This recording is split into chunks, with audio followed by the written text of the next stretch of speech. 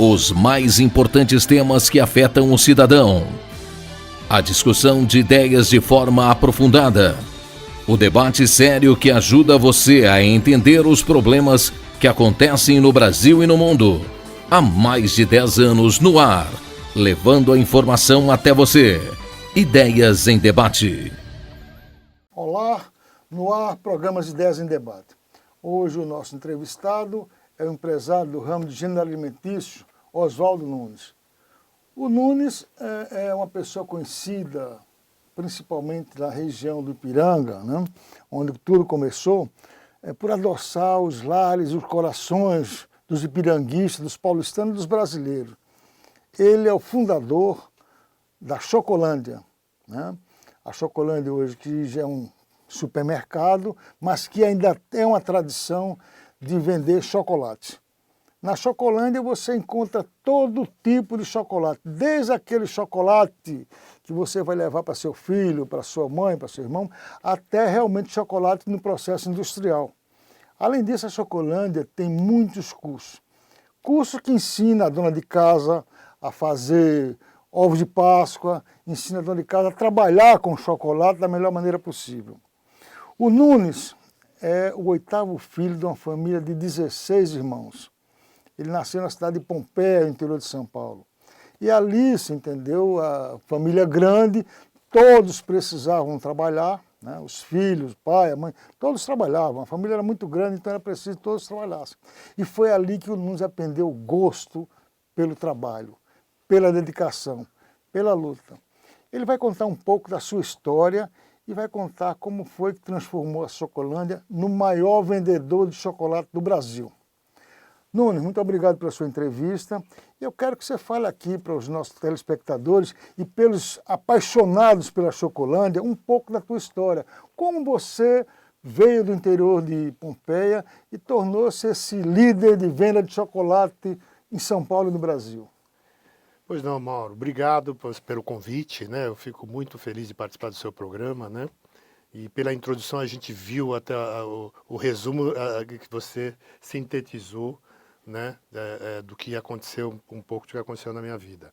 Realmente, eu sou o 8º filho de uma família de 16 irmãos e morava no interior de São Paulo, todos nascemos no interior de São Paulo, né? E numa época que os pais, a gente tinha controle sobre os filhos, então meu pai era muito firme, tanto que 14 dos 16 irmãos têm empresa, né? E não foi diferente comigo. Eu comecei a trabalhar aos 7 anos de ajudante de sapateiro, né? Hoje, se você trabalhar essa idade, você é capaz de ser os pais presos e o patrão também, mas era comum a gente começar muito cedo e não foi diferente comigo, né? Trabalhei de ajudante sapateiro, depois trabalhei de feirante, trabalhei em mercearia, em padaria, trabalhei de office boy, que era um belo trabalho que te deixava você ganhar experiência, fazia você ganhar muita experiência, né? E trabalhei com Silvio Santos também, que foi muito interessante, aos 16 anos ali, né? E próximo dele, que ele era o âncora da Globo naquele período. E depois, em seguida, eu fui para uma empresa de chocolates, né? Eu fui trabalhar numa empresa de chocolates Lacta, né? Que era até do Adhemar de Barros naquele período. E aí nessa empresa, logo eu evoluí, cresci, fui gerente da empresa. E depois eu comprei meu próprio negócio, uma pequena bomboniere, né? Porque todos acham que eu comecei no Ipiranga e com o nome Chocolândia, mas não foi. Eu fiquei 2 anos e meio na Vila Prudente e nesse endereço na Vila Prudente... inclusive eu achava que você começou no Ipiranga, é verdade. Mas todos me conheceram ali já, né? Mas eu comecei na Vila Prudente, fiquei com era uma empresa que já existia, que chamava Doceira La Gruta, que é o nome de uma cidade na Itália. E eu comprei aquela, era de um casal que estava se aposentando, e eu comprei aquela bomboniere e fiquei 2 anos e meio ali, mas achava que era muito pequena e eu precisava crescer, então fui para o Ipiranga, já num espaço maior, né? E criei a marca Chocolândia, que é uma marca bastante sugestiva, né? E dali para frente foi, como você falou, dedicação, muita dedicação, honestidade, porque você engana poucos por pouco tempo, né? E trabalho de manhã, tarde, de segunda a domingo, né? Até hoje eu ainda faço isso. E aí a empresa cresceu. Começamos a vender uma bomboniere e aí começamos a vender umas barras de chocolate, que eram umas barras de chocolate 5 quilos, né? E para as pessoas transformarem aquilo em chocolate, em bombons, né? E bombons, ovos de Páscoa. Então eu vendia essa barra de chocolate com uma receita e com os produtos básicos, as forminhas, o papel que precisava para embrulhar, e mandava uma receita junto também. Mauro, e nessa receita tinha um telefone, 274-9113, que eu não esqueço nunca, e as pessoas começaram a ter dúvidas. E ligavam, olha, mas não deu certo, porque eu ensinava como derreter o chocolate, como resfriar, como transformar em bombons, ou mesmo em ovos de Páscoa, né? E eu ensinava as pessoas a transformar. Mas elas tinham dúvida. Aí eu criei a primeira sala de aulas para 76 alunos. E aí mudou totalmente a nossa história, que foi a partir daí que o negócio explodiu, as pessoas começaram a querer conhecer, a aprender, né? Mas, Nunes, eu queria que você dissesse aqui para as pessoas, é emblemático o nome Chocolândia, né? Chocolatelândia. Como é que você casou esse nome Chocolândia? É um episódio, vou dar uma resumida. A gente sempre teve muita criatividade. E teve um período que teve a Guerra das Malvinas, nessa lojinha que eu tinha. E aí eu tinha uma exposição grande de chocolate e fiz um navio, né, com chocolate. E um navio e com os canhões, com bombons e tal, e todo com aquele chocolate em torno. E aí recebemos a visita de um diretor da Nestlé, né, o seu Walter. E aí ele falou assim, poxa, Nunes, que maravilhoso esse trabalho que você fez. A gente vai ter um evento que é no Seripan, que é no Sindicato dos Panificadores. Você iria participar para mim lá? Né?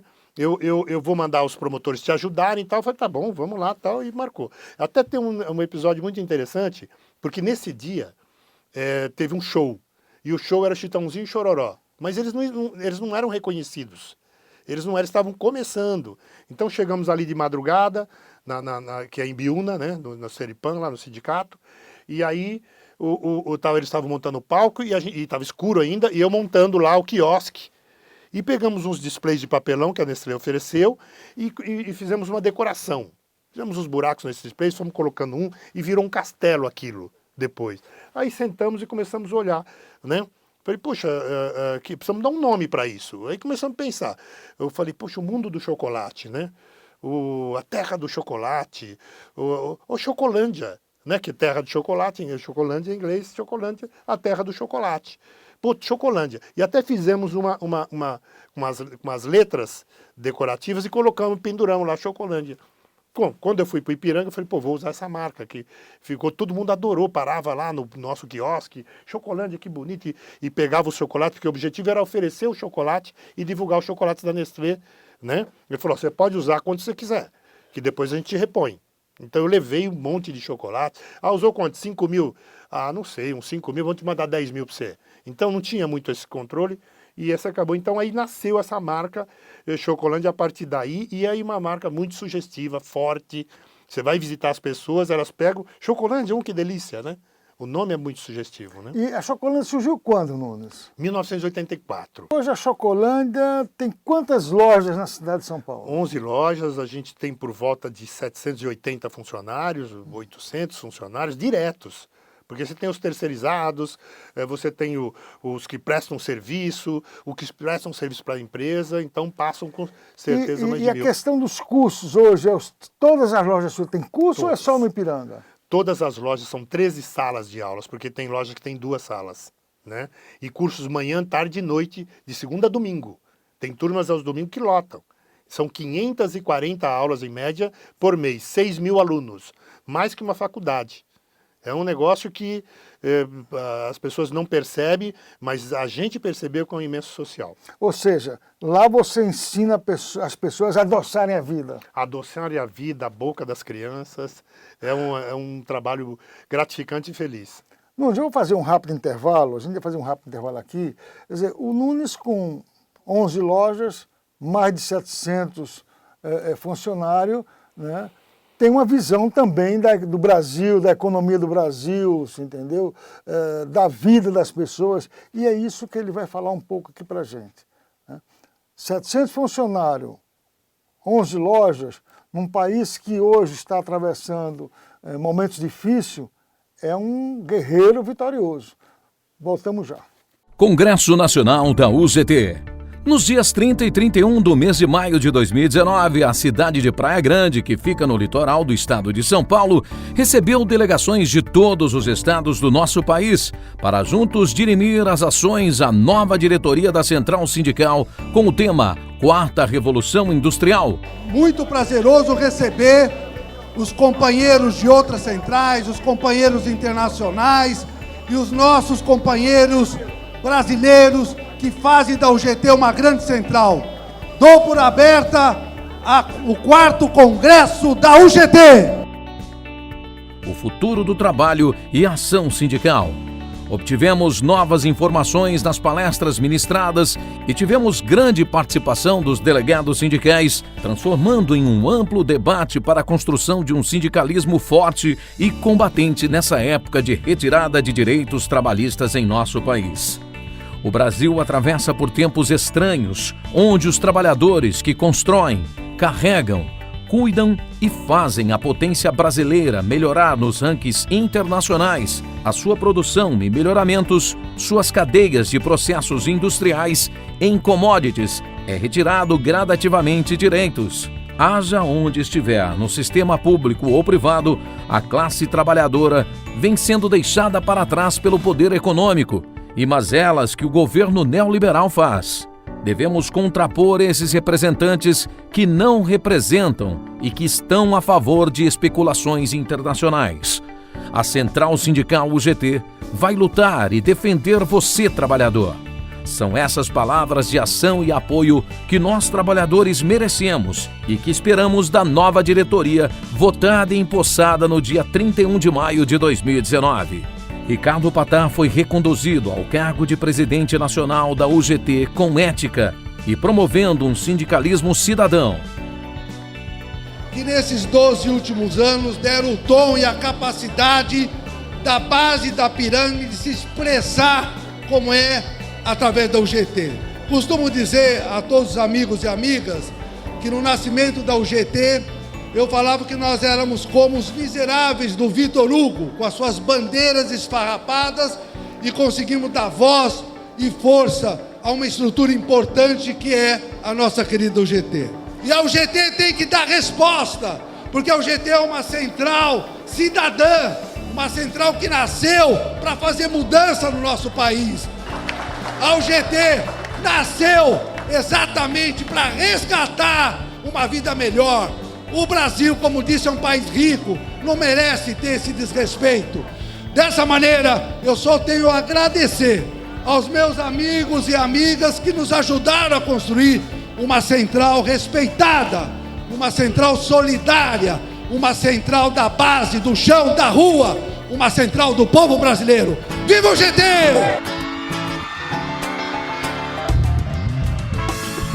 A Central Sindical continuará firme no propósito de defender a classe trabalhadora.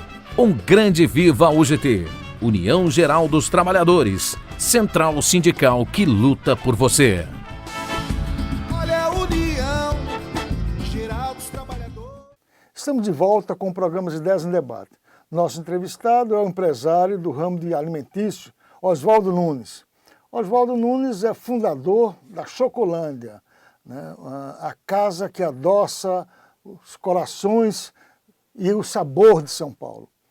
Nasceu na Vila Prudente, cresceu no Ipiranga, hoje tem 11 lojas espalhadas na cidade de São Paulo, inclusive em Guarulhos, ABC também, em Guarulhos no ABC, 700 e poucos funcionários, é um empresário que vive um momento que o Brasil está vivendo, um momento difícil, mas é um empresário que começou lá embaixo, aprendeu com a família a lutar, a determinação, e por isso, né, enfrenta hoje esse país aí com dificuldades, entendeu? E vai falar um pouco das dificuldades que ele, como empresário, também enfrenta, das sugestões que ele deu até pelo governo. Mas eu queria lembrar aqui também que o Nunes, ele tem um filho que é considerado, sabe assim, o rei da Stock Car. É o Diego Nunes, corredor, começou a correr com 12, 11 anos, correu na Europa, quase chega lá na Fórmula 1, não quero nem que ele fale aqui, porque foi que ele não chegou para não ter problemas aqui. Mas, Nuno, como é que está o Diego aí na Stock Car? Então, Mauro, eu tenho 3 filhos, né? Tenho o Diego, que é o mais velho, tenho o Pablo, né? O Diego é piloto, o Pablo é surfista e a Paloma trabalha, que é a minha filha, né? E o Diego, ele começou realmente, como você falou, com 11 anos de idade, aí ele foi bicampeão no kart, depois ele foi vice-campeão pan-americano, depois ele foi para o europeu de kart, e aos 16 anos estava na Fórmula Renault, e depois foi para a Europa e viveu ali intensamente, e você sabe muito bem as questões todas, além de financeiras, políticas que você tem, que você acaba encontrando, onde tem muito pessoas influentes, muito dinheiro, né? E aí ele voltou para o Brasil e hoje ele é o piloto na Stock Car e está muito bem na Americanet, que é uma equipe maravilhosa, né? Uma equipe nova, mas está surpreendendo, né? Já tiveram resultados maravilhosos no começo do campeonato. E ele está aí, mas é o que eu falei, o Diego é piloto, o Pablo surfista e a Paloma trabalha. Surpreendendo porque tem um piloto experiente, né, atrás da máquina, né? Exatamente. Mas Nuno, a gente estava querendo falar aqui você o seguinte, né? O Brasil, todos sabemos que está passando uma grande dificuldade. É uma crise econômica, política e social. Essa é a grande verdade que nós estamos vivendo, né? Nós elegemos recentemente aí um presidente que ainda, se entendeu, está enfrentando dificuldades para implementar algumas reformas, entendeu? Umas reformas que estão sendo criticadas, outras que estão sendo elogiadas, mas a verdade é que o Brasil tem 12 milhões de desempregados. Ou mais, né, Mauro? E isso nós não conseguimos ainda resolver. Não. Né? Os empresários, como você, Nunes, ainda estão muito reticentes investir, e amanhã? Como é que eu vou investir? Será que eu tenho garantia? Esse Congresso vai dar suporte? O presidente é firme na sua determinação? Como é, Nunes, que você, um empresário de porte médio para alto, está convivendo nesse Brasil de crise? Mauro, olha, eu quero agradecer, viu, você tocar nesse assunto, né? Porque assim, a gente vê discussões homéricas, você vê discussões de pessoas de grandes cabeças do Brasil, e esse pessoal, na maioria deles, não toca na ferida realmente do Brasil, né? Você vê, querem diminuir a maioridade penal, o outro quer pôr mais polícia, o outro quer pôr mais segurança, né?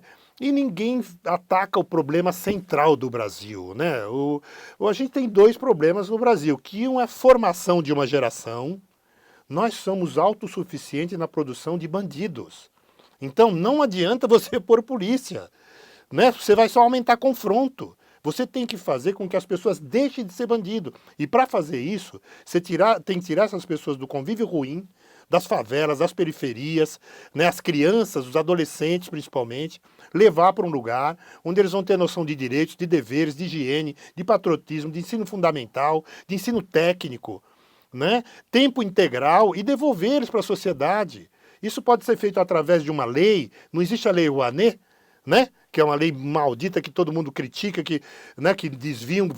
Cria-se uma lei, o ANEI ou qualquer outro nome, que os empresários vão ter um percentual do imposto para formar essas pessoas, porque não tem ninguém mais interessado do que eles para ter pessoas preparadas para poder estar trabalhando nas empresas, porque hoje a desorganização das pessoas destrói as empresas, aumenta os custos das empresas. Esse é um problema terrível que as pessoas de boa fé do Brasil, as boas cabeças do Brasil, esquecer essa história, porque fica um tempo todo, mas a economia, mais a inflação, mais isso, e mais o governo, e esqueceu. Hoje nós temos 80% de população economicamente inativa.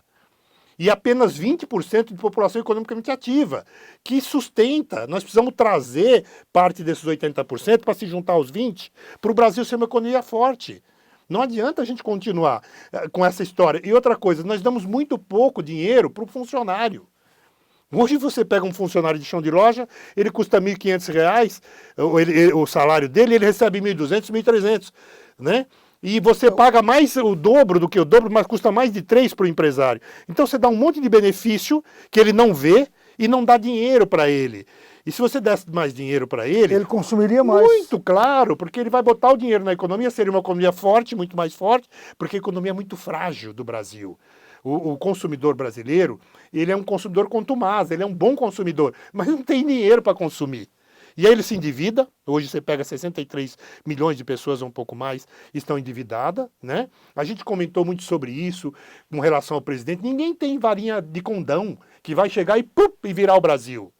Né? O Brasil precisa ser formado, tem que ser reformado, né? Não adianta a gente insistir e a gente não vai chegar a lugar nenhum.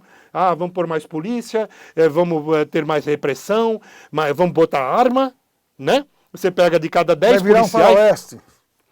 Mauro, de cada 10 policiais, isso é uma estatística que eles vão... De cada 10 policiais que estão apaisando e que reagem ao assalto, 8 morrem. Pessoas que estão acostumadas a manusear armas. Agora imagina, você Imagina aqui... um cidadão comum. Tô eu e você aqui, chega alguém para assaltar, você vai tirar quem e como? Então é uma bobagem isso. Isso é uma bobagem. Isso é uma falsa noção de segurança. Não é, nós precisamos a gente está com uma loja, por exemplo, que o ladrão, ele não tira mais a arma e aponta, ele mostra o revólver e leva, pega e recolhe o dinheiro dos caixas. Porque então, a pessoa que está lá já se sente ameaçado só em ver a arma. Então, nós precisamos resolver esses dois problemas que eu acho que do Brasil, que é a formação de uma geração e outra, dar mais dinheiro para o funcionário, que ele é o consumidor nosso e de todas as situações. Essa dar mais dinheiro para o funcionário não significa o quê? Reduzir a carga tributária, reduzir os impostos e passar a investir mais, entendeu? Perfeito. Na qualificação, investir mais na formação e na educação também, né? Nunes? Verdade, mas você diminui a carga de impostos e recolhe mais impostos, porque esse cara recebendo mais dinheiro, esse consumidor, esse funcionário, ele vai consumir e vai recolher, os impostos acabam voltando.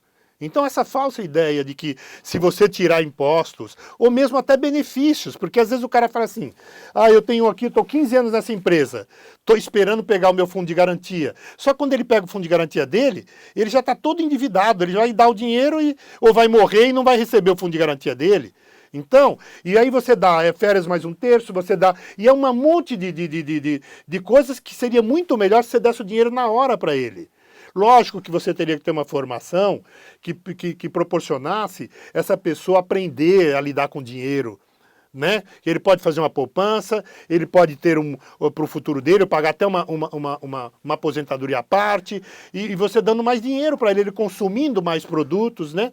Hoje ele ganha lá R$1.200, R$1.300 livre, aí paga 600 de aluguel, e os outros 600 ele paga de celular, e aí acabou o dinheiro. Acabou o dinheiro. Mas você como empresário, senhor, que tem 700 funcionários, né, convive muito com altos e baixos, né, na área até de formação profissional. Como é que você vê hoje a qualificação profissional no Brasil? Não tem. Criou-se um movimento, uma onda, vamos chamar assim, que o cidadão tem que ser formado na faculdade. É faculdade, você pode ver. Os ensinos técnicos, voltado para a região onde ele se encontra, está no Norte e Nordeste, vai aprender tudo sobre agricultura local e turismo. Está no interior, vai aprender a explorar a terra e ganhar dinheiro com palmo de terra. Está nos grandes centros, vai aprender indústria, comércio, serviços, né? Para ele não ter que migrar, porque o grande problema do Brasil é que ele ficou penso, né? Vai todo mundo para um lado só. Então, você formar 4 anos de ensino fundamental, 4 anos de ensino técnico. Se você pegar um grupo de adolescente jovem de 5 a 10 anos, você vai pegar o de 5 e vai devolver com 13 anos, o de 10 com 18.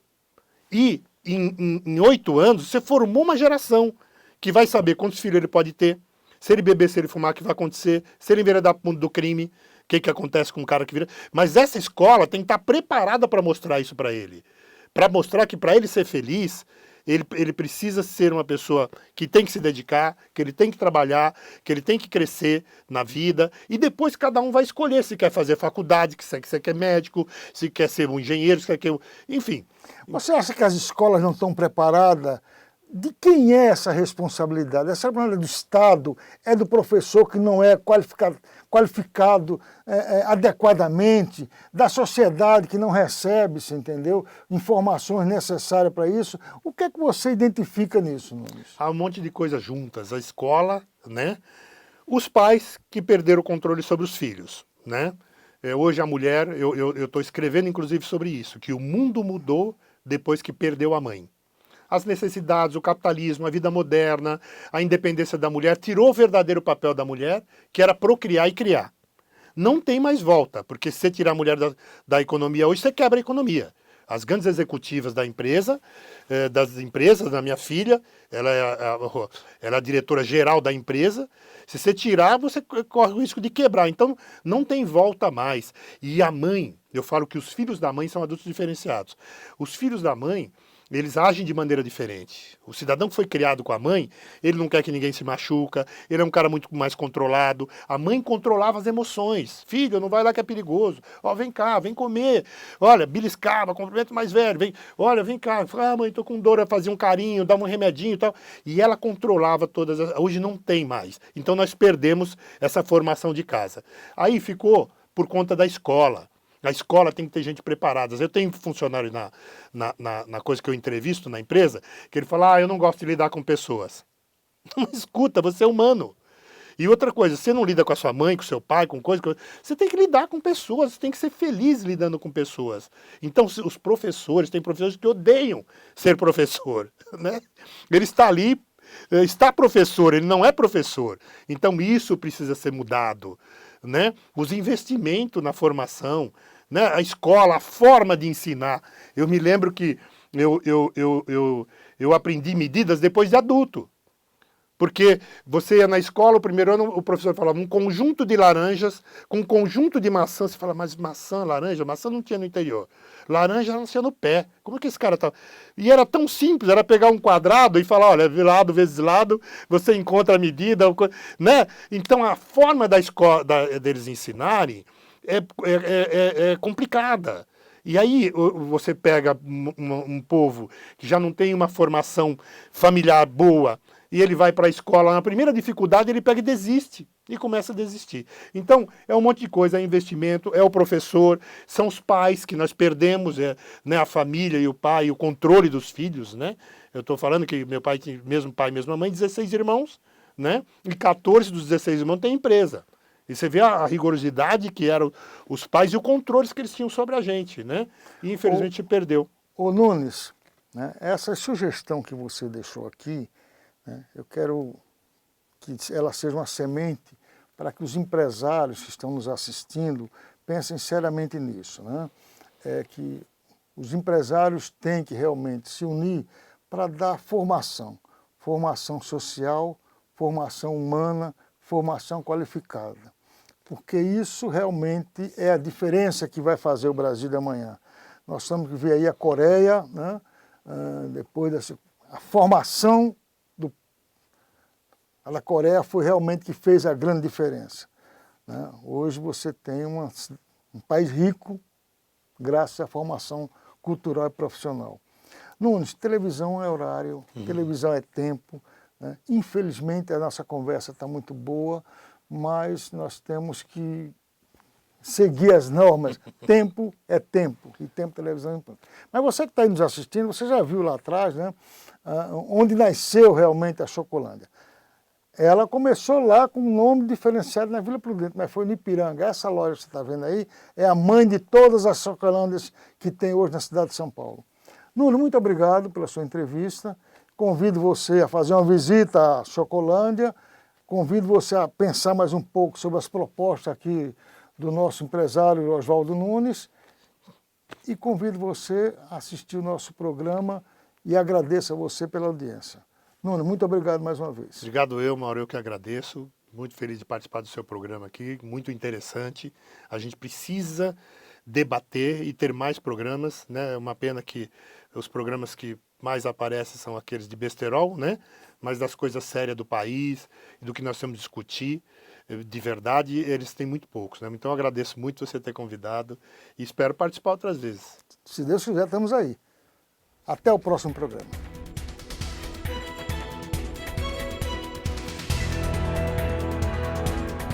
Os mais importantes temas que afetam o cidadão. A discussão de ideias de forma aprofundada.